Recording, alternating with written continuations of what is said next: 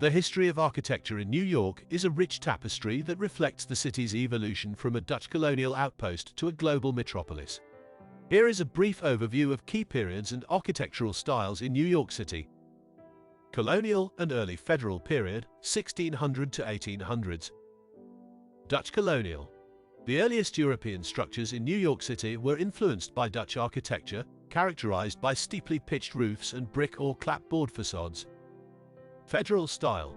As the city grew, Federal-style buildings emerged, characterized by symmetry, simple geometric shapes, and classical motifs. 19th century, Greek Revival.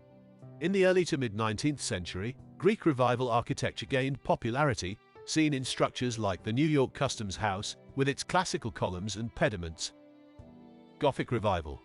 Later in the century, Gothic Revival styles, with pointed arches and intricate ornamentation, became prominent, as seen in the designs of Richard Upjohn. Late 19th century to early 20th century, Beaux Arts. Influenced by French neoclassicism, the Beaux Arts style became popular in the late 19th and early 20th centuries, seen in iconic structures like Grand Central Terminal. Skyscrapers. The late 19th century marked the rise of skyscrapers, with buildings like the Flatiron Building, 1902, and the Woolworth Building, 1913, showcasing early examples of steel frame construction. Art Deco and Moderne, 1920 to 1940s. Art Deco. The Roaring Twenties brought about the Art Deco movement, characterized by sleek lines, geometric patterns, and ornate decoration. The Empire State Building, 1931, is a prime example.